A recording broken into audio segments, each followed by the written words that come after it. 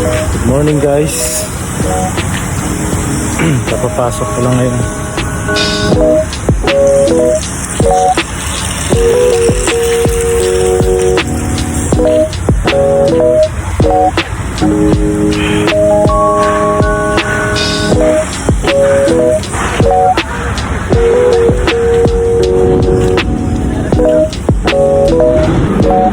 Ngayong araw ay Lunes. Biyahe tayo ng ng Alabang sa Sharp ulit. Pipick up tayo ng appliances. Tapos sa Sharp Binyan, pipick up din tayo doon ng appliances. So dalawang pick up tayo.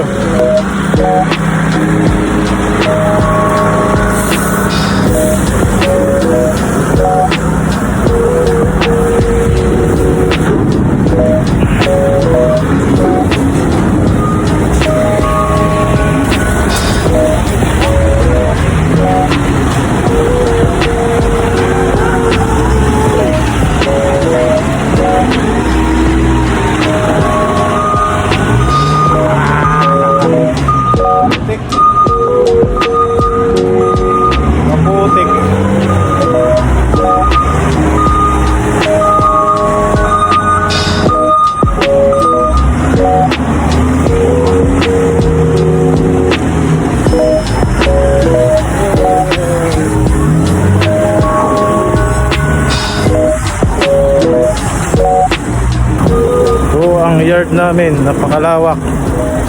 Ito yung pinakamalaking yard namin sa trucking company.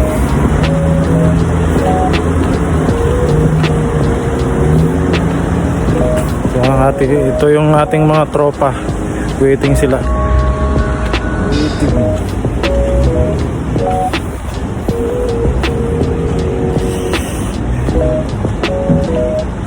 Waiting yung mga tropa natin.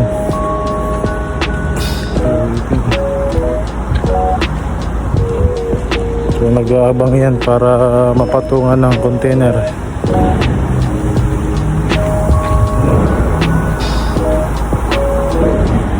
So siya nga pala, yung unit natin na body number 9596 napunta na ng Cebu.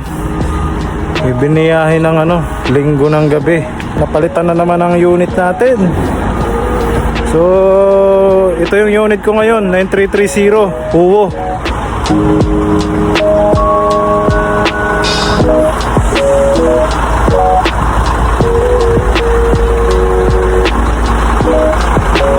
ito na yung unit ko, bago na naman. Ay nako,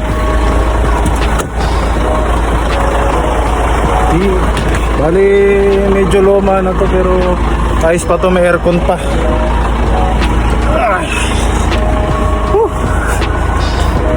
So shoutout sa ayaw pala nito, pasama sa sa vlog ko. Kasama na natin. Good morning. Yeah, morning. So mahihain kasi itong taong to, pero makapalang mukha na ito. Charot lang. Ito yung helper ko na laging kasama. Yan kunwari mabait, pero sikretong tinatago.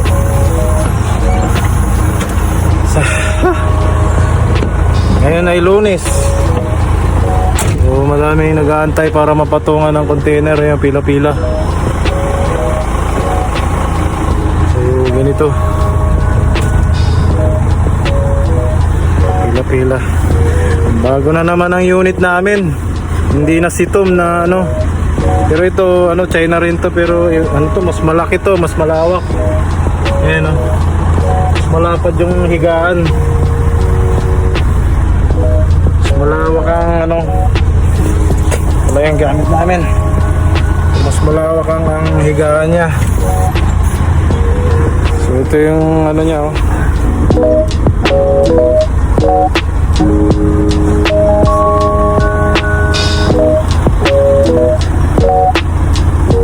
mas malaki yung tractor head nito kaysa dun sa ginagamit ko.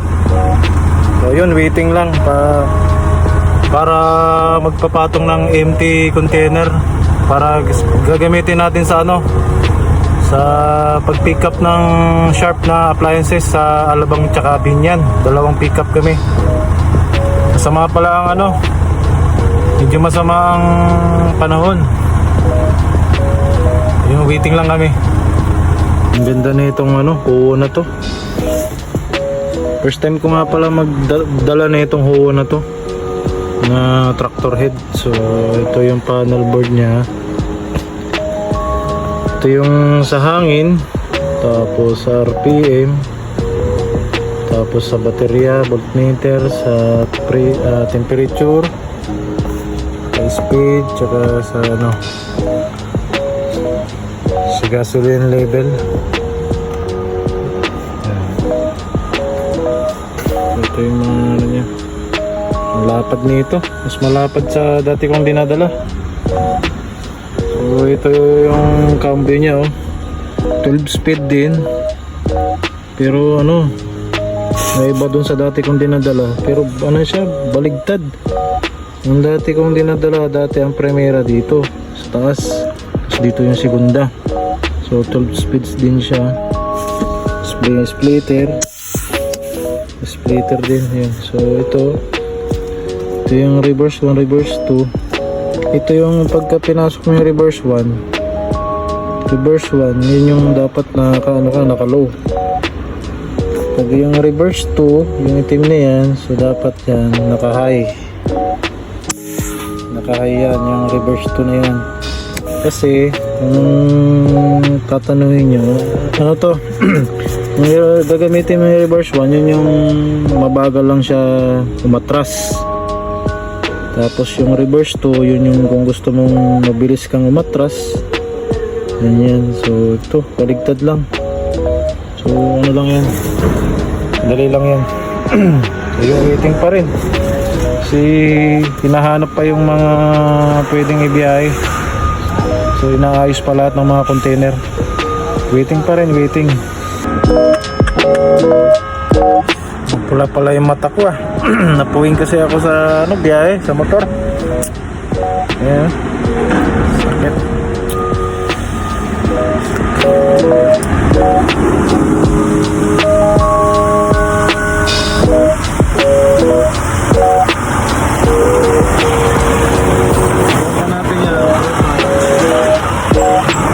Grabe ha, auto-auto parang hindi natutulog. Mga repo boys ng ano, MIP. So yung mga international truck dito, hindi sila bumabiyahe ng loaded. So ano lang sila, puro empty lang sila, para lang silang nag-hustling. Yun lang ang biyahe nila dito. Pero hindi lang MIP ang biyahe nila, meron din silang ibang mga tracking, mga sauling, ay mga ibang ano, sa ulian ng mga ano, mga container. Meron ding Pier 16, yan, bumabiyahe din sila dyan. So kami, ang binabiyahe namin empty at loaded. Kung may pick up kami, nagde-deliver kami ng empty sa pier, tsaka po may pick up din kami ng mga ano, loaded, mga import galing ano, ibang bansa.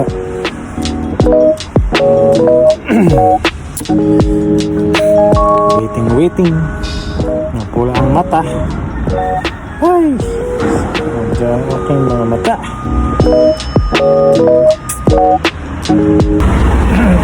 May patong na tayo. Twist lock lang natin para ano, secure natin.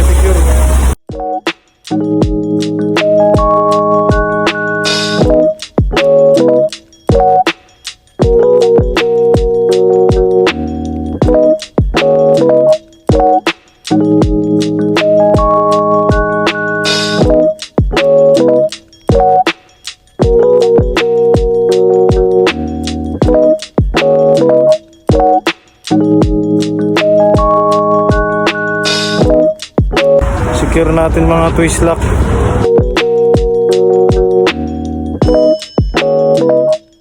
Naka-twist lock lahat para safe, hindi tataob.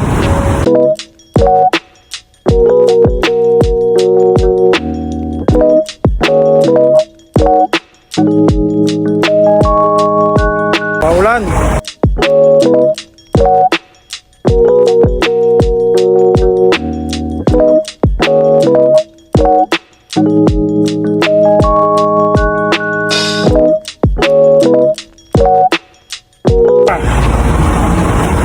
Taas nito. Ako kasi ng traktor.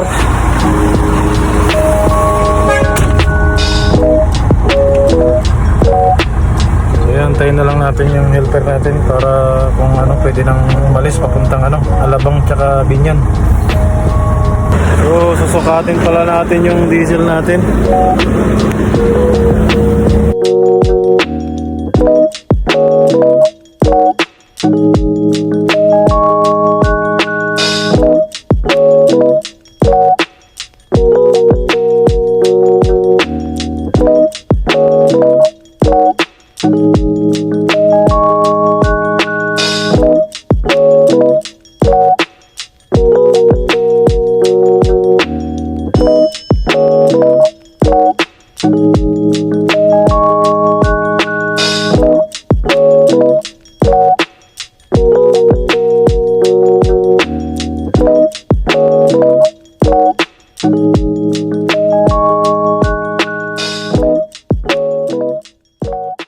Waiting na lang kami sa ano, pre-advice para pwede na kaming umalis papuntang ano, Alabang tsaka Binyan. So magandang araw sa inyo dyan ha. Ingat kayo palagi. So yun lang. Bye bye.